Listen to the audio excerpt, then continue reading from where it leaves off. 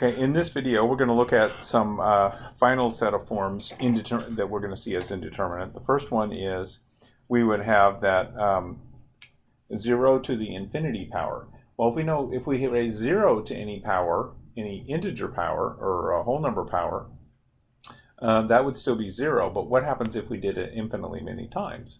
We know infinity is a big thing. We know anything to the 0 power would be equal to 1, but what if it's infinity to the 0 power? And 1 to however many times we might multiply it would be infinite, but if we take a number a little bit bigger than 1 and we went to the raise it to a large number of times, that'll be a big number. Of course, if we have a number a little bit less than 1 and we raise it, take a large number of products, then we would get a something close to 0. So of course, but right in the middle of that is if we have a base of 1. So this would all come from looking at functions which are the form y equals f of x to the g of x power. We have seen a technique for dealing with functions in this form, and that is taking the natural log of both sides. And the natural log of y would be equal to g of x, the exponent, times the natural log of f of x being the base. Okay, if we did that, then this, in the first case that we saw, that where we had 0 to the infinity power, so the g of x has limit infinity and natural f of x has limit 0, then we would get negative infinity when we took the natural log of 0. So we would get infinity times negative infinity. If we took, and so we don't know if that's plus infinity or negative infinity or so. And then if we took infinity to the 0 power, that's case 2, we would get the g of x would have limit 0, and if the natural log of a large number is still a large number, so that would be infinite. And finally, in case 3, where we had 1 to the infinite power, then if 1 is our base, then the natural log of 1 is 0, and we have an infinite power, so that's infinity times 0. All these are indeterminate forms, and so we need to have ways of dealing with this. And so L'Hopital's rule does that, but we want to see exactly how this works. And we'll do this through an example. We're going to take the limit as x goes to infinity of 1 plus b over x to the power of a times x. And so if we take the limit of the base, that's 1. And if we take the limit of the numerator, that's infinity. So this is the case where we have 1 to the power infinity.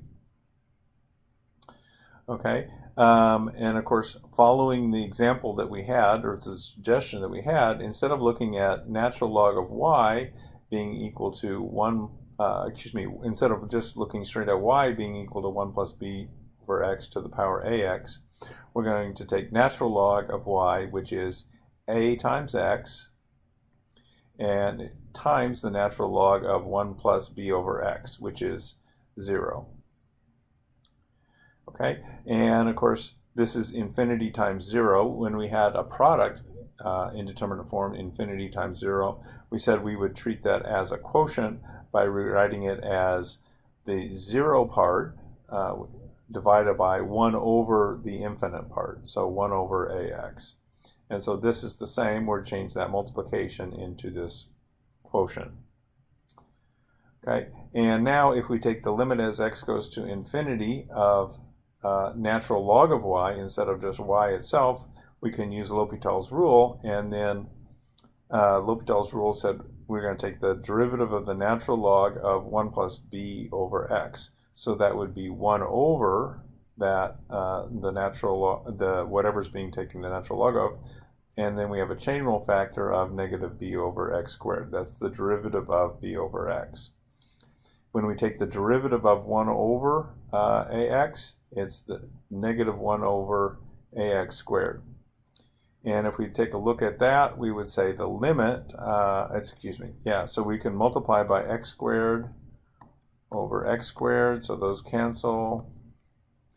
And then we had 1 over a negative, and negative b. So it'd be a times b, and of course this limit 1 over 1 plus b to the power 1 over 1 plus b over x, that limit would be 1. And so overall we would have a times b. So we're thinking, so what this means, if x is large, natural log of y is equal to a times b, or close to a times b. So y itself would be the limit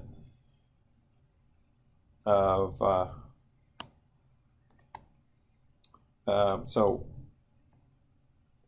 if we took natural log of y is about a times b, so we would say e to that power is e to that power, so y would be e to the a times b power.